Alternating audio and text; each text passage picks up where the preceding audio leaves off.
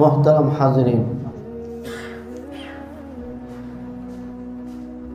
অনেক কয়েক জুমা থেকে রাসূল করিম সাল্লাল্লাহু আলাইহি ওয়াসাল্লামের জীবনের উপর আলোচনা চলতেছে। গত দুই জুমায় নবীজি সাল্লাল্লাহু আলাইহি ওয়াসাল্লামের হিজরতের প্রাথমিক ঘটনাবলী এবং হিজরতের ঘটনাবলী সম্পর্কে আলোচনা শুরু হয়েছে। রাসূল করিম সাল্লাল্লাহু আলাইহি ওয়াসাল্লামকে যখন হিজরতের অনুমতি দেওয়া হলো,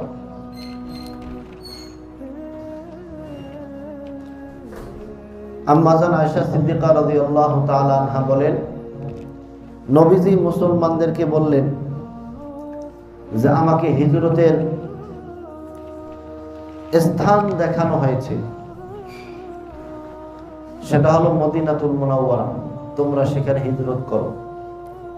সাহাবায়ে কেরাম হিজরত করা শুরু করলেন। এমনকি হযরতে আবু বকর, হযরত আলী ব্যতীত আর দুর্বল কিছু সাহাবী, যাদেরকে কাফের মুশরিকরা জোর করে আটকায় রেখেছিল, তারা ব্যতীত সবাই হিজরত করেছে, আর নবীজি বাকি আছেন। নবীজি সাল্লাল্লাহু আলাইহি ওয়াসাল্লাম আল্লাহর অনুমতির অপেক্ষা ছিলেন যে আমাকে বিশেষভাবে আল্লাহ অনুমতি দিবেন হিজরতের। তো হযরতে আবু বকর সিদ্দিক রাদিয়াল্লাহু তাআলা আনহু নবীজির কাছে অনুমতি চেয়েছেন, ইয়া রাসূলুল্লাহ, আমিও হিজরত করব। নবীজি বলেন, তুমি অপেক্ষা করো, হয়তো আল্লাহ তাআলা আমাকেও যাওয়ার আদেশ দিবেন। আল্লাহর অনুমতি পাইলে আমরা একসাথেই যাব। 4 মাস অপেক্ষা করার পরে 26 সফর মোতাবেক 622 খ্রিস্টাব্দের 12 সেপ্টেম্বর বৃহস্পতিবার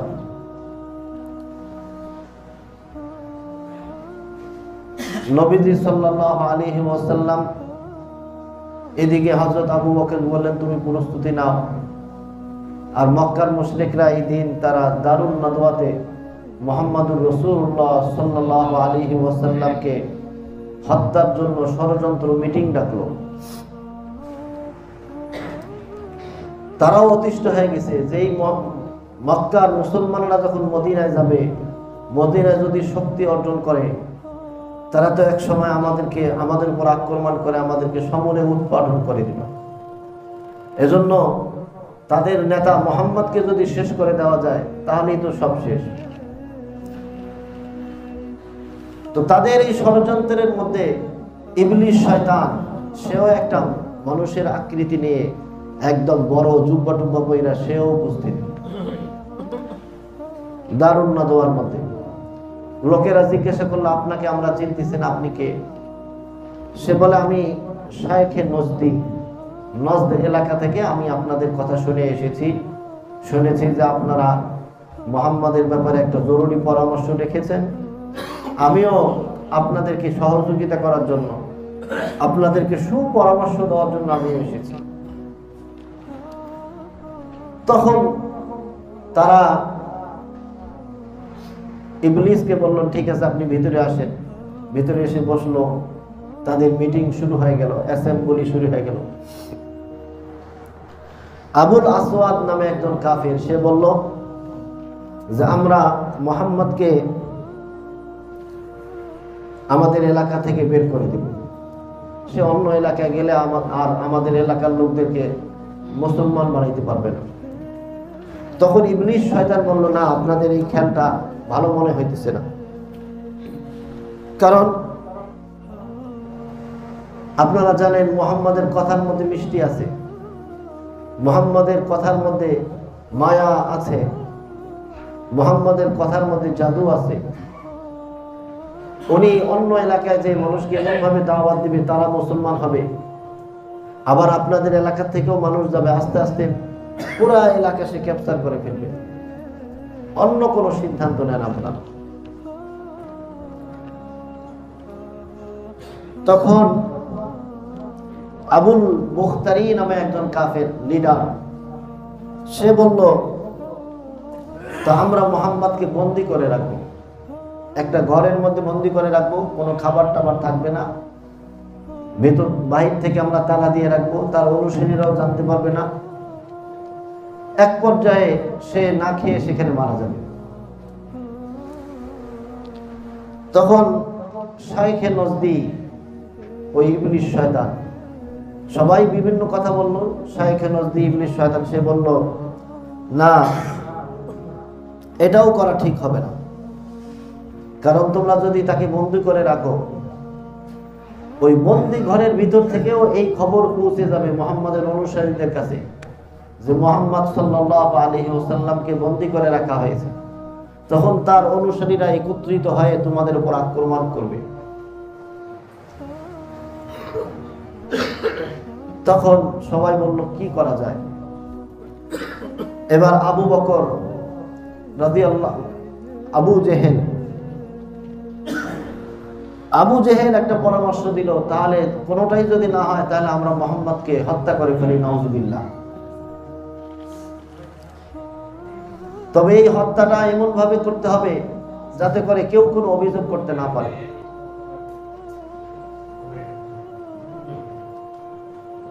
এজন্য উনি বলে দিলেন প্রত্যেক গোত্রে 2 জন করে থাকবে।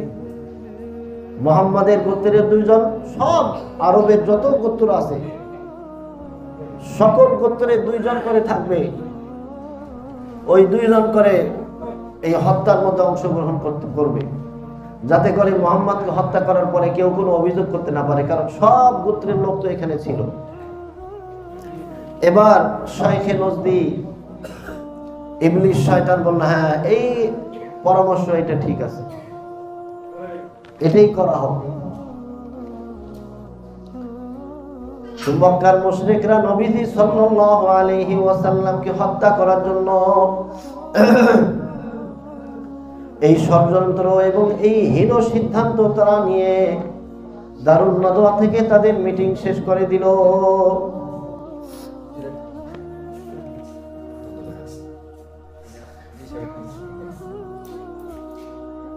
মিটিং শেষ করার পরে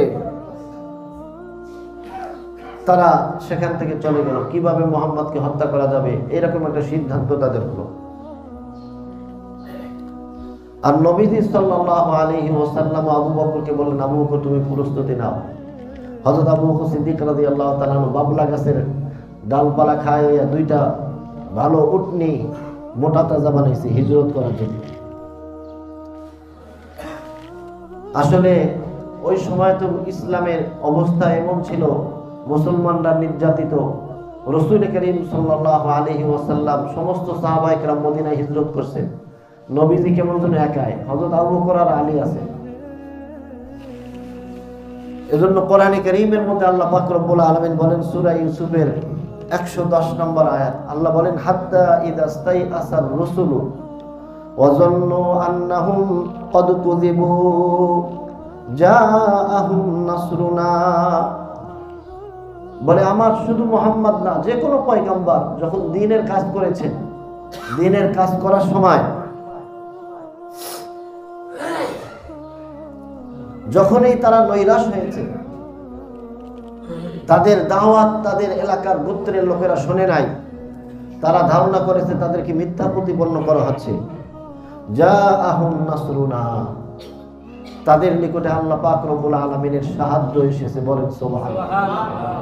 তো আমাদের নবীজি এবং সাহাবায়ে কেরামও যখন কঠিন অবস্থার মধ্যে উপনীত হয়েছেন, তখন আল্লাহ পাক রব্বুল আলামিনের সাহায্য উপনীত হয়েছে।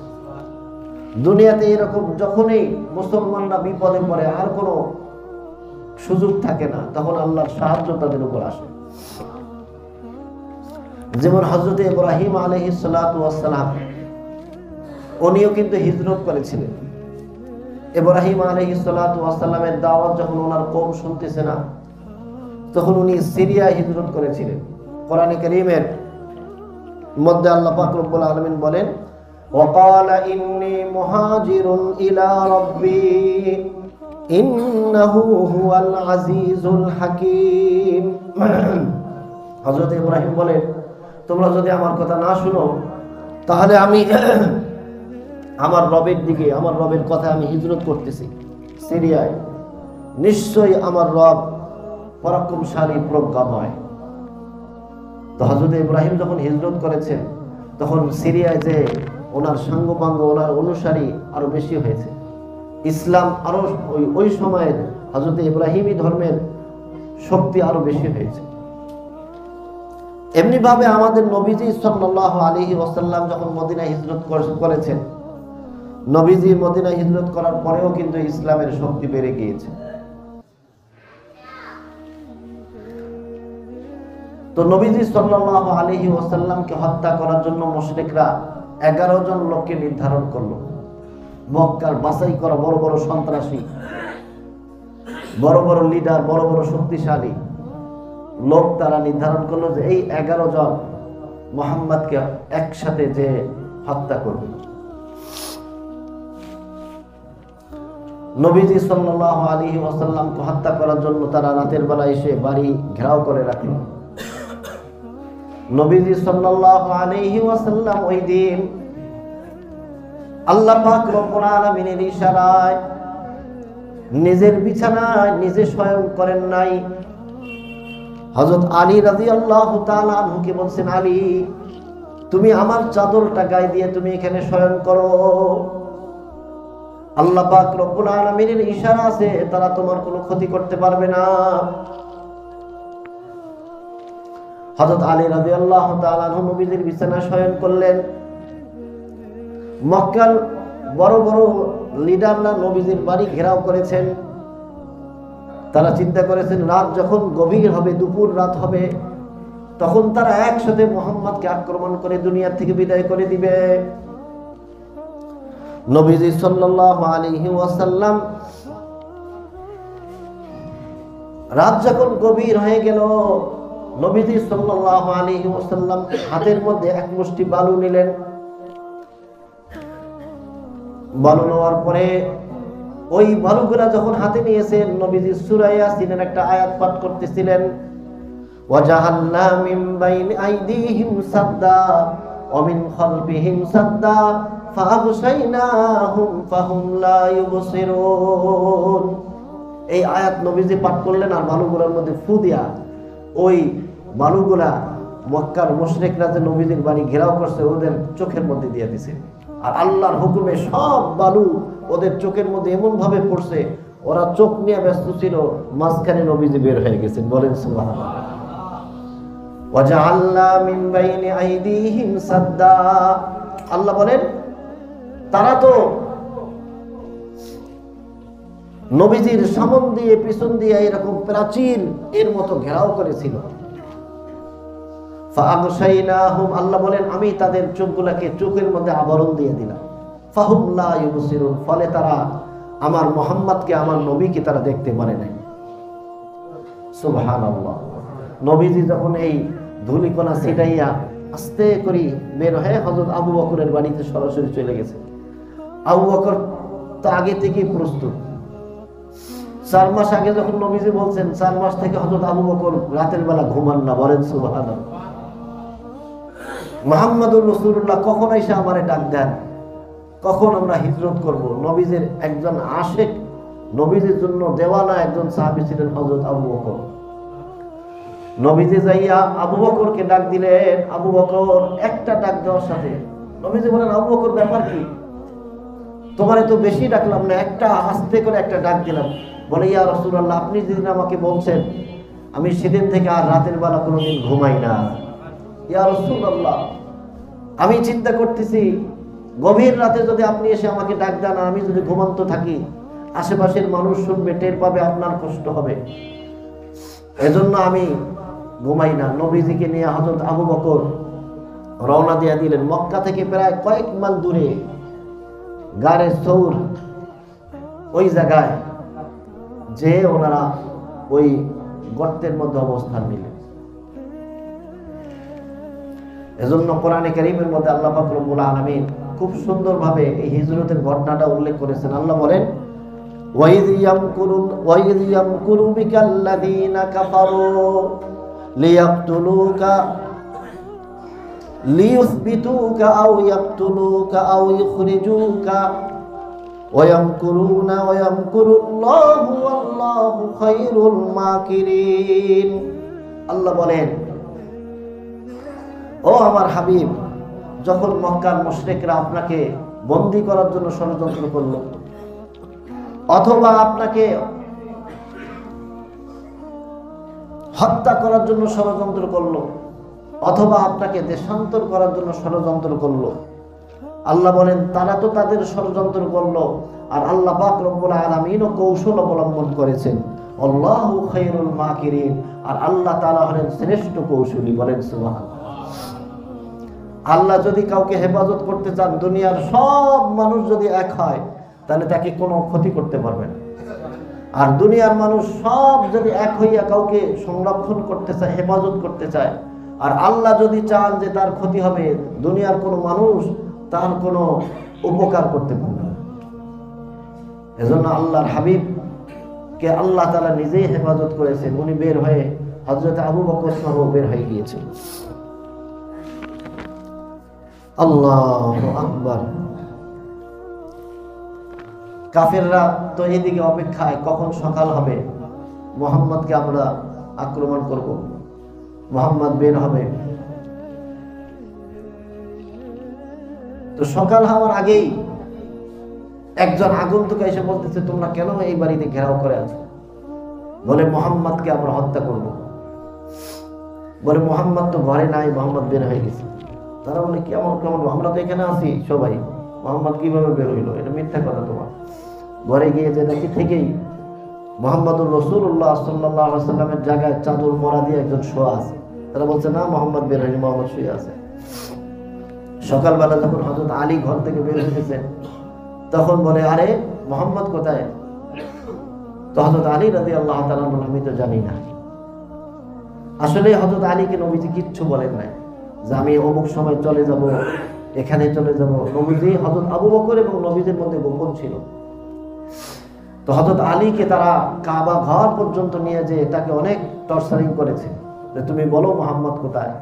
হযরত আলী বলে না, আমি জানি না। রাসূল করিম সাল্লাল্লাহু আলাইহি ওয়াসাল্লাম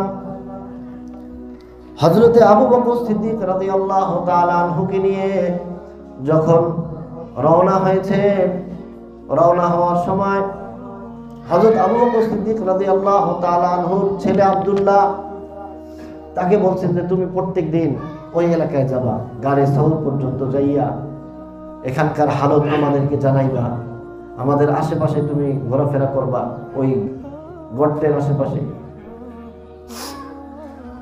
আর এদিকে হযরত আসমা রাদিয়াল্লাহু তাআলা আনহা ওনাকে বলছেন তুমি সমস্ত সামানগুলো প্রস্তুত করে রাখবা, যেদিন আমরা ওই গাড়ি সাউর থেকে রওনা দেব সেদিন এগুলো আমরা নিয়ে যাব। আর এদিকে হযরত আবু বকর সিদ্দিক রাদিয়াল্লাহু তাআলা আনহু দুইটা উটনি একজন লোককে দিয়ে রাখছিল, যদিও সেই লোকটা কাফের। তাকে বলছিল যে তুমি আমাদেরকে রাস্তা চিনায় মদিনায় নিয়ে যাবা, তোমাকে এতগুলো টাকা আমরা দেব এবং তুমি এটা গোপন রাখবা। সে টাকার লোভে গোপন রেখেছে। নবীজি সাল্লাল্লাহু আলাইহি ওয়াসাল্লাম হযরত আবু বকর ওইখানে 3 দিন ছিল, শুক্র শনি রবি 3 দিন ছিল। এই 3 দিনে হযরত আবু বকর সিদ্দিক রাদিয়াল্লাহু তাআলা আনহুর ছেলে আব্দুল্লাহ এবং হযরত আবু বকরের গোলাম আমের ইবনে ফুহাইরা, সে হযরত আবু বকরের ছাগলগুলা নিয়ে যাইতো, নিয়ে যায় ওই গাড়ি সৌরের আশেপাশে চড়াইতো। আর হযরত আব্দুল্লাহ নবী হযরত আবু বকরের ছেলে যখন ইশারা করত, তখন ছাগলগুলা সন্ধ্যাবেলা রাতের প্রথম সময় নিয়ে আসতো। ওই ছাগলগুলাতে দুধ দহন করে নবীজি এবং হযরত আবু বকরকে খাওয়াইতেন। বলেন সুবহানাল্লাহ। হযরত আবু বকর এমন একজন মানুষ, উনি তো নবীদের জন্য ফেদা ছিলেন। ওনার ছেলে, ওনার খাদেম, ওনার বিবি, ওনার কন্যা সবাই নবীজির জন্য ফেদা, সবাই নবীজির খেদমতে ব্যস্ত। এভাবে 3 দিন অতিবাহিত হওয়ার পরে যখন মক্কার মুশরিকরা নৈরাশ হয়ে গেছে যে মুহাম্মদকে তো আর পাওয়া যাইতেছে না, আর মনে হয় কোথাও পাওয়া যাবে না, তারা তাড়াতাড়ি একটা মিটিং কল করলো মক্কার মুশরিকরা যে কি করা যায়। তখন এখন যেমন ইসলামের শত্রু যারা ওলামায়ে কেরামদেরকে ধরার জন্য ওলামায়ে কেরামকে নাউজুবিল্লাহ সন্ত্রাসী আখ্যা দেয়, তারা নিজেরা যে সন্ত্রাসী, আমেরিকা সন্ত্রাসী না, পৃথিবীর মধ্যে সবচেয়ে বড় সন্ত্রাসী ইসরায়েল আর আমেরিকা, তারা আমাদেরকে সন্ত্রাসী বানায়। ফিলিস্তিনের মুসলমানদেরকে, হাজার হাজার মুসলমানদেরকে, নিরীহ নারী শিশুকে তারা হত্যা করতেছে, তারা সন্ত্রাসী না। আর আমরা নিজেদের যান বাঁচার জন্য একটু প্রতিবাদ করব, এই যে আমরা হয়ে গেলাম সন্ত্রাসী। এটাই হলো বর্তমান হালত। তো মক্কার মুশরিকরা মুহাম্মদ সাল্লাল্লাহু আলাইহি ওয়াসাল্লামের হযরত আবু বকরকে বড় সন্ত্রাসী আখ্যা দিল, নাউজুবিল্লাহ। বলল এই দুইজনকে অথবা যে কোনো একজনের মাথা যে এনে দিতে পারবে তাকে আমরা 100 উট পুরস্কার দেব এবং সাথে আরো অন্যান্য পুরস্কার দেব। তো অনেক যুবক তখন লাফায় পড়লো, 100 উট মানে অনেক টাকা। আরবি ঘোড়া আবার আরবি উট, ওগুলার অনেক টাকা। তো 100 উট যদি কেউ পেয়ে যায়, এজন্য সবাই মুহাম্মদ রাসূলুল্লাহ সাল্লাল্লাহু আলাইহি ওয়াসাল্লামকে এবং হযরত আবু বকরকে খোঁজা শুরু করলো। হযরত আবু বকর সিদ্দিক রাদিয়াল্লাহু তাআলা আনহু ছিল আব্দুল্লাহ, ওই রাস্তায় যখন চলাফেরা করতেন, মক্কার মুশরিকরা তাকে জিজ্ঞাসা করছে, তোমার বাবা কোথায়? বলে আমি জানি না, আসলে বা আমি বলতে পারবো না, এরকম উনি কৌশলে জবাব দিয়েছে। ওদিকে আবু জেহেল আবু বকর সিদ্দিক রাদিয়াল্লাহু তাআলা আনহু বাড়িতে গিয়েছেন। বাড়িতে যাওয়ার পরে আবু বকর সিদ্দিক রাদিয়াল্লাহু তাআলা আনহু মেয়ে আসমা বিনতে আবু বকর, উনি দরজা খুলে আবু জেহেল বলতেছেন যে তোমার বাবা কোথায়? বলে আমার বাবা কোথায় আমি তো জানি না, আমি তো বাড়িতেই।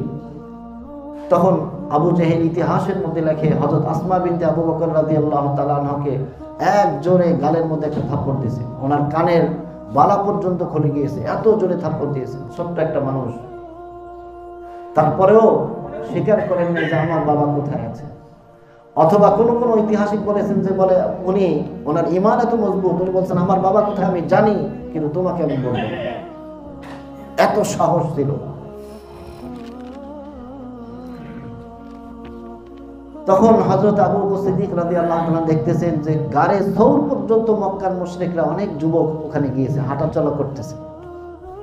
হযরত আবু বকর সিদ্দিক রাদিয়াল্লাহু তাআলা তো নিজের কোনো ভয় ছিল না, মুহাম্মদুর রাসূলুল্লাহর ভয় ছিল।